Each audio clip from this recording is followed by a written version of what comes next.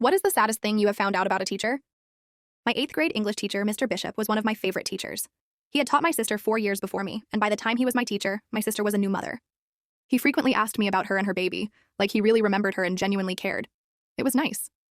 But I also remember a few odd things. A few times he fell over in his chair during class. The kids all laughed, and he laughed right along with them as he got himself back up. Sometimes he spoke really slowly or zoned out for a few seconds while teaching. We just got used to it. Then one day he didn't come to school. We later found out that, on his way to work that morning, he lost control of his motorcycle and crashed into a sign on the side of the road. He was fine, just shaken up a little, but his motorcycle was totaled. A few years later, when I was no longer his student, I heard through the grapevine that he had to quit teaching because he kept having episodes where he lost control of his body. He had multiple sclerosis. All of the incidents, the falling, the zoning out, the slurred speech, had just been early signs of the disease. He either didn't know at the time or simply chose not to tell us. Maybe he wanted to keep it to himself, or maybe he didn't want us to worry. That was 25 years ago.